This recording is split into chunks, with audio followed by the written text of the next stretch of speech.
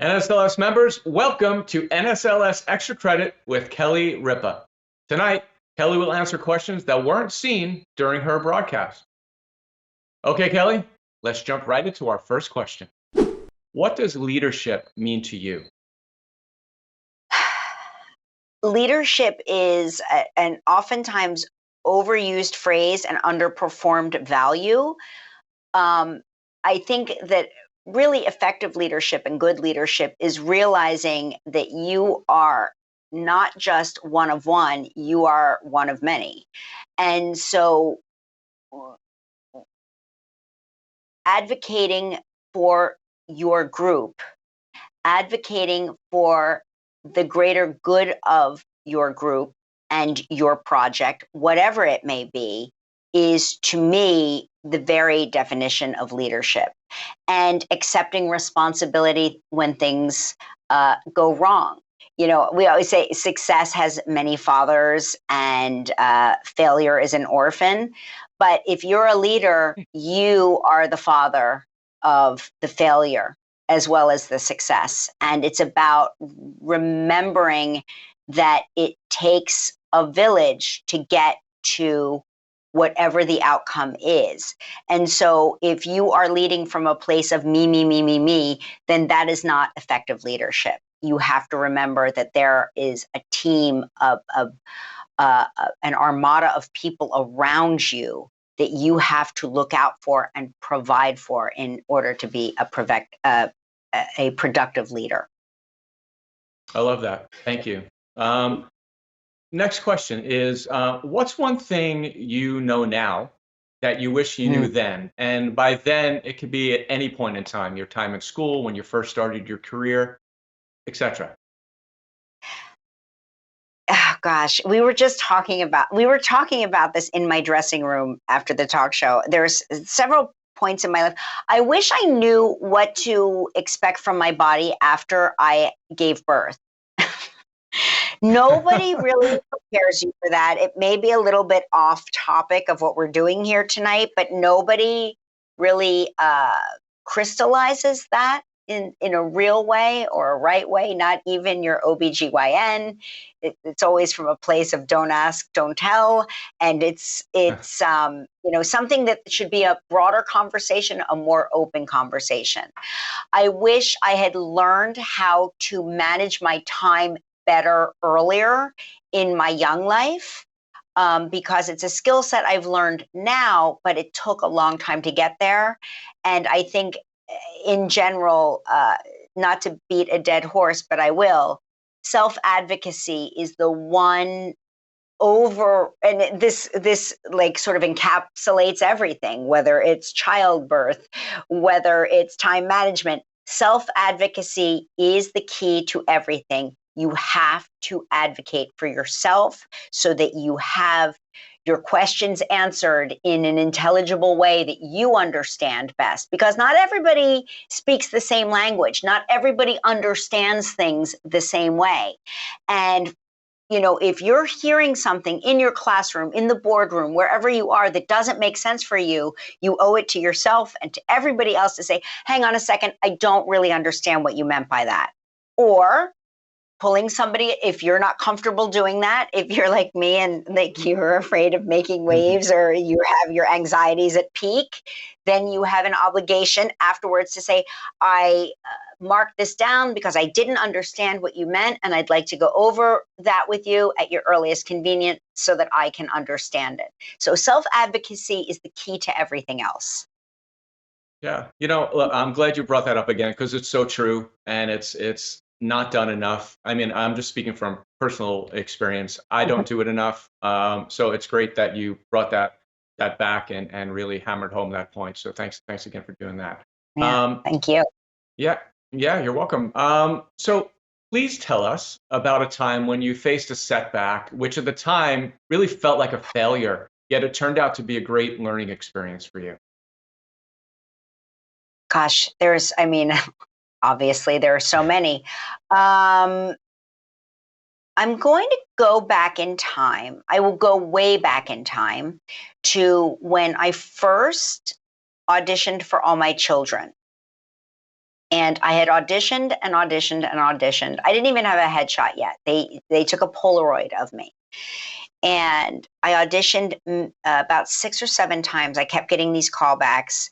And I really was like hoping and praying, because I was really running out of money. I had worked all summer. I had saved up money, and the summer was grinding to a halt. And I knew that I had to get something cooking, or I was not going to be able to stay in New York City and forge ahead on my own the way I had intended. And they said, we're going to screen test you, which I had no idea what that meant. I did not know what a screen test was. So, and I had never seen all my children before. So I stayed home one day, and I was working at the New York City Toy Fair, I think, at the time. And I stayed home from work, and I watched all my children, and I tried to figure out who the actors were on the show, what the characters were doing, because I did not know a screen test was acting on camera. I thought a screen test was a written exam. That's how green I was in show business. So I was studying this show, All My Children, which seemed crazy to me. I was like, I cannot believe these are actual storylines, but they were. I show up, and there's 6 girls, and they put us in a hotel room for that. We got to stay in a hotel, and it was on Central Park South. And I remember thinking, oh my gosh, this is incredible. Because I had 2 roommates at the time. We were in this tiny studio apartment downtown, and it was just so nice to have my own bathroom and my own bed. And it just felt like decadent. And they said, go back to the hotel, and if you don't hear from us by 1, you can just move on with your life. So I sat there, and I stared at the telephone, and I stared at the telephone, and I waited to ring. And it was like, your standard old telephone that you see on TV shows now, with the push button phone. And it didn't ring. And then it was checkout time, and I was devastated. I was crushed. I sobbed. I thought, it's over. I can't believe it's over. And then I went through my brain, and I went through all the things I did wrong, and why didn't I do this right, and why didn't I do that right, and oh my gosh, if I just got one more chance, I would improve. Now that I understand what a screen test is, now I get it. Now I understand what it is. If only I had known then. I just wish I could have one more chance at it. And I went back to my apartment, and I went back and I went back to my daily life. And, about 4 weeks went by, and I had at that point moved back home, because summer was over, and I moved back in with my parents, and my parents were starting to loom over me with you need to enroll in college, and you need to get a job, and you need to get your life together. And I got a phone call that they hadn't found anybody they liked better than me and one other girl. And would I come back to New York and screen test again? And I did, and I had that second chance, and I implemented all the changes I wanted to make, and I really understood the process, and I got the job, and it was life-changing. But I learned, I made the mistakes I made because I was ignorant about the process. I didn't understand what was happening, and I really blew it. But I was given a second chance. I still don't know why. It was like a miracle, but I was given that second chance, and I said, okay, now that I get it, I know where I screwed up. I know what I have to do better. And then that made all the difference. And it was just a combination of luck and diligence and a willingness to put it all out there again.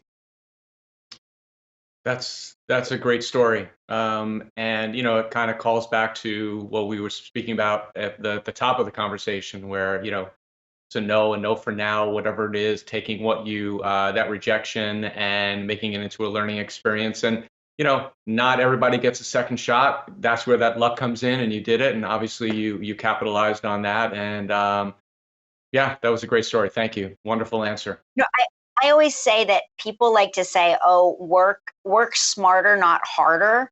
And I always say, why is that a thing? It should be work smarter and work harder. Those are two things that should not be separated. They should go together hand in hand. I agree. I agree with you 100% on that. Kelly, thanks so much for doing some extra credit with us. NSLS members, thanks for watching, and I look forward to seeing you next time.